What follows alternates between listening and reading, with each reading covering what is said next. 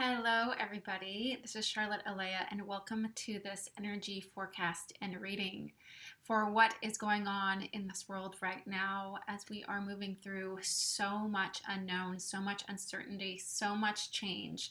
A lot of it that has been so uncomfortable, really fear provoking.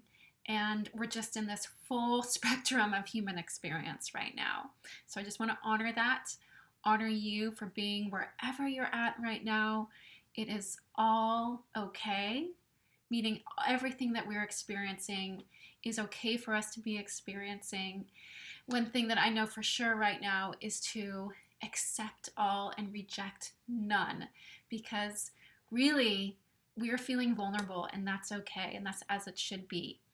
So if you've been following me for a while, you know that actually up until a couple years ago, I was doing these energy forecasts and readings about once a month.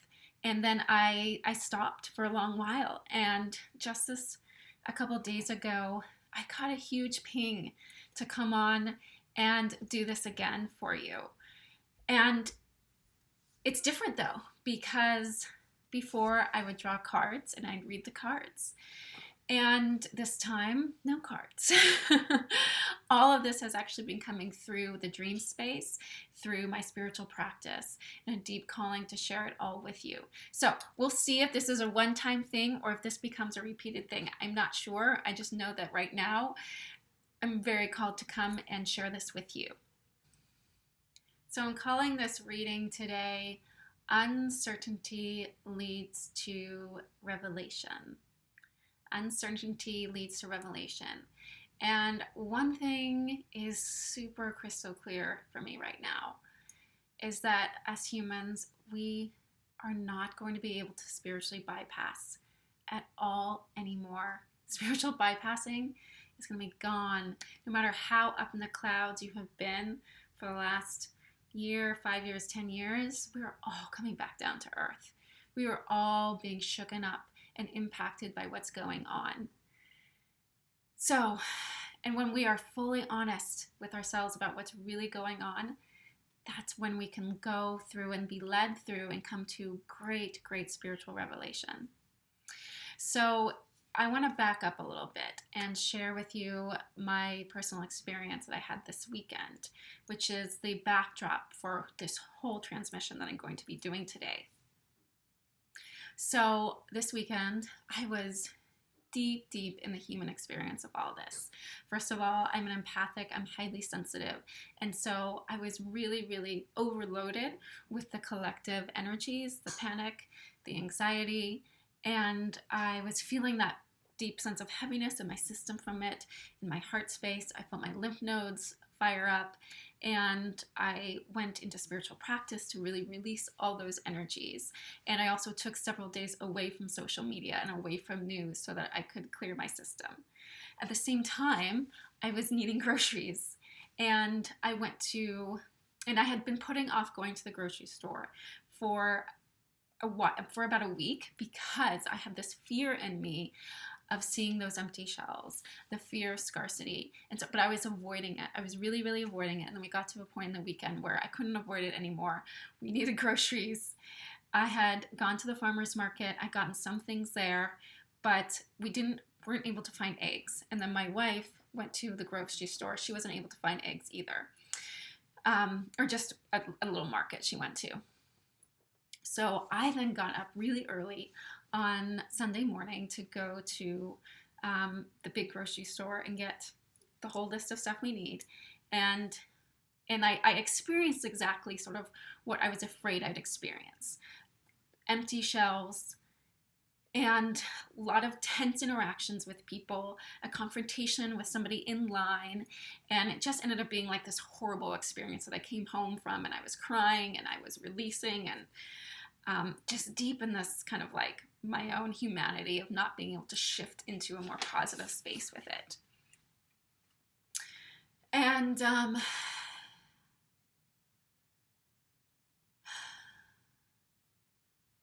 And one thing that I was realizing while this was happening, though, was that a scarcity wound deep within me was really being triggered by seeing those empty shelves, and I was reacting against the people who were panic shopping and feeling really judgmental and angry with them.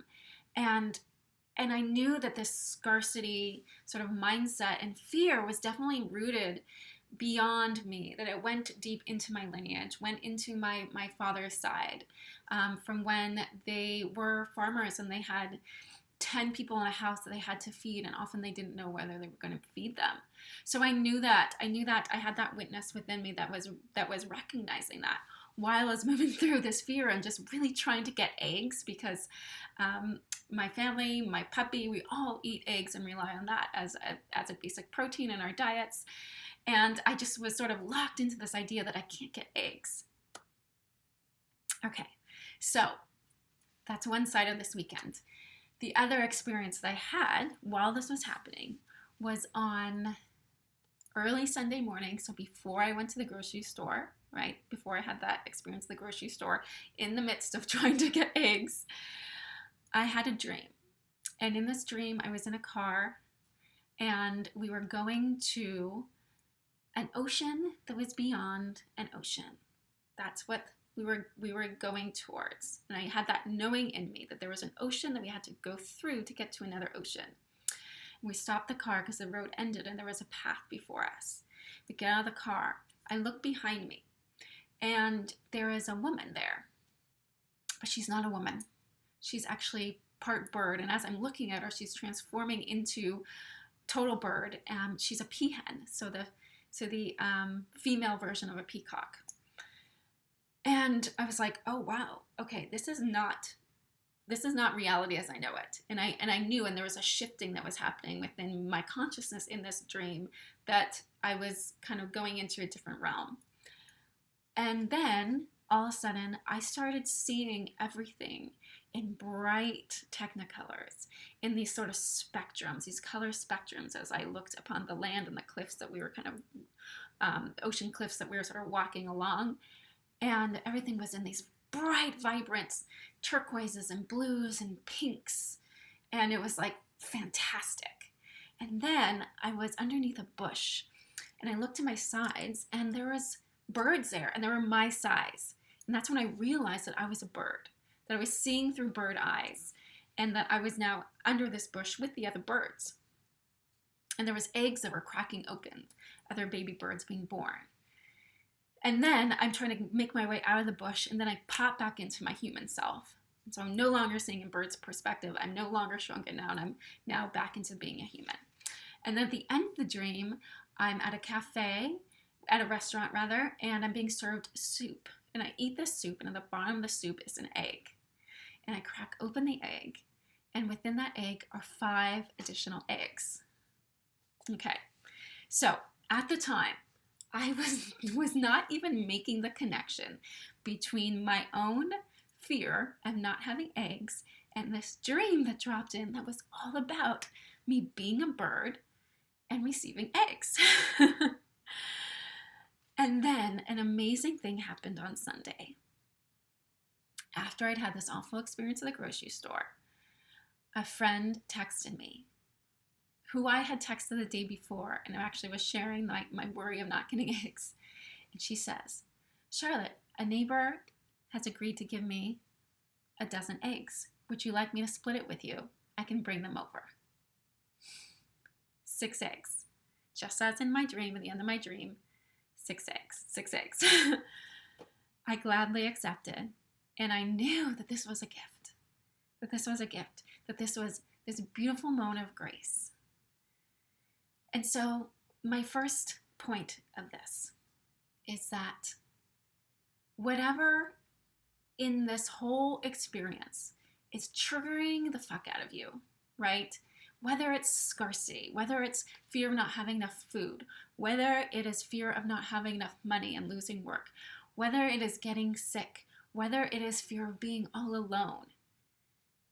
I know that we're all being really asked to lean into that. Lean into the thing that's actually causing us human suffering. And rather than bypassing it, just being in it while also asking for help, asking for guidance, asking for support from the spirit realm. Because while I was moving through this suffering this weekend, I was deep in spiritual practice. I was asking for love. I was asking to be cleared. I was asking for support and help. And I didn't even realize I was receiving it until I think Monday morning when I had a conversation with this friend.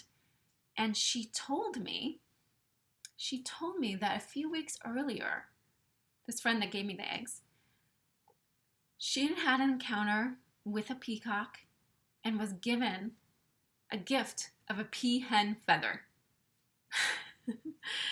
That's when it completely clicked that there is so much grace, grace available to all of us right now, if we're able and willing to fully embrace our humanness. If we're really able to embrace that edge, the edge that we're feeling, where we feel the most vulnerable right now, whether it is acutely right now in your human experience or whether it is just a trigger that's like for me, that was bringing me back, that was rooted deeply in my ancestry, or both, right? So that's the first piece of this all. It's really important. We cannot overlook the power of acceptance. We really can't overlook that right now, because acceptance really does soften us. It makes us humble, and thus it opens space within us to receive. And so this is not about asking and needing to be saved at all. It's actually about really being humble and about being really with ourselves while also opening to help from others. It's about making room for the light to enter while we're also in the darkness. What's really important in this is that we ask, though, right? That we can be in our shadow and then make room for that light and ask for help. Not expect it, not be resentful that we're not receiving it, but humbly ask and stay in that place of openness. You know, in this time when we're all feeling incredibly vulnerable, it can feel almost more vulnerable asking for help and making space. But when we're able to embrace that vulnerability and stay in it and know that it's okay for us to feel vulnerable, that that's what we're supposed to be feeling, the spirit realm is really, really wanting to help us right now. They know that this is a huge opportunity for humans to grow and evolve, and they're here to help us through that evolution process, that we really cannot do it alone right now. So it is deeply humbling and also full of, like I said at the beginning, that the title of this, full of revelation. So I wanted to share how this experience for me is showing how the law of attraction works for us healers, and perhaps transforming for us all. Okay, so most of you watching this probably know about the law of attraction, which is a spiritual teaching that says that what you focus on is what you manifest, right? It's what you attract into your life. Now, from the basic understanding and teachings of the law of attraction, I would have manifested 0 eggs this weekend, right? Because I was not asking my guides for eggs. I was not visualizing eggs coming to me. I was doing none of the sort. I was actually in a scarcity mindset. I was actually really worried I wouldn't be able to have eggs. I wouldn't get what I needed. So I'm sure I actually manifested that awful experience at the grocery store via the law of attraction, right? Because I was imagining that it would be an awful place, and then it was, and all of that. But in this other way, where I was deeply humbled in my own human experience of worry and fear about not having enough food, and asking for help regarding that, and creating space for there to be a shift, going through dedicating myself to my spiritual practice of clearing, of being in gratitude in general for all that I did have, I received grace. I received eggs. And so we don't really need to completely worry about the negative thoughts that we're having and that we're manifesting the reality we don't want to have. When we are humble, when we are owning the full spectrum of our human experience, so owning the shadows that are coming up and devoting ourselves to clearing those shadows, or not clearing those shadows, but clearing the energies, devoting ourselves towards being of service, connecting with our spirit guides, being really fully present in what's going on, and asking for help, then it really, really shifts that dynamic, that we can and will receive exactly what we need. We don't have to block out those negative thoughts. And really, this is all teaching us how to be in balance with ourselves, how to actually receive exactly what we need to when we are both owning our full humanness and also owning our capacity to change and to shift at the same time. So just knowing when you're in those moments of shadow, we also create that space that I can shift, I will shift. If I ask for help and I create space for that shift to occur, then we can expect that it will. We can expect wonderful little miracles to be dropped in our lap, like the gift from the birds. So the other piece I wanted to go back to in this incredible dream that I had was the beginning. And this is a piece that's been sort of unlocking for me and really showing me the potential and what is really happening on a grand level, in how I was journeying to the ocean, beyond the ocean. And just like visualize that for a moment. Just close your eyes and see, visualize one shore and great ocean, and then another shore and great ocean. It's an incredible thing to visualize as well.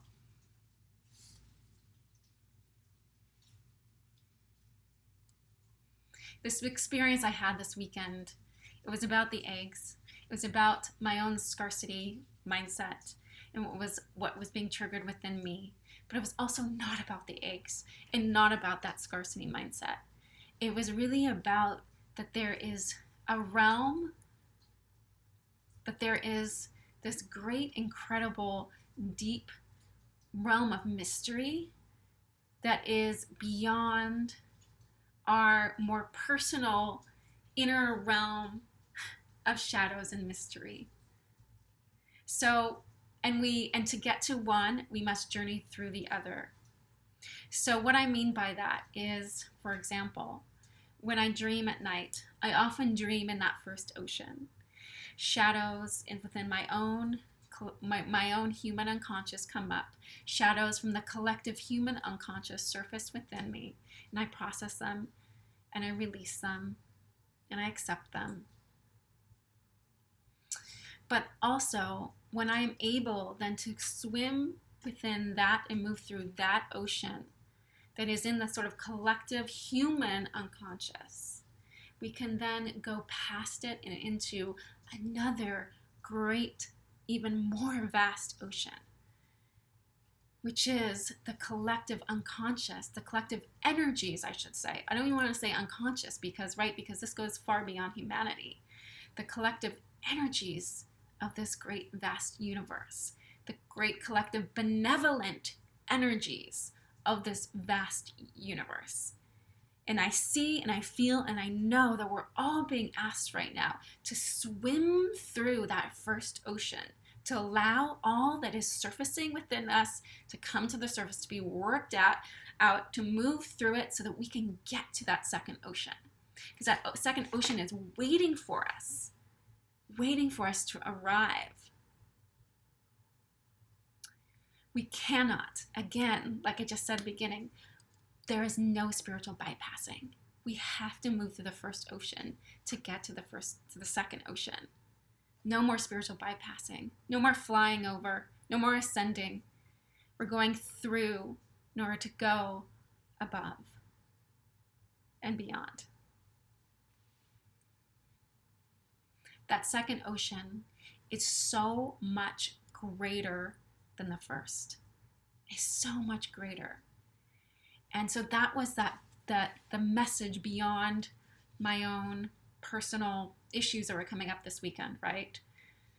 That there is the help that is available to us right now, that is actually watching us, witnessing us right now, waiting for us to ask it in, is so much more powerful and vast than we can ever imagine. Our human minds just don't have the capacity to even put it in a box, to even compartmentalize it at all.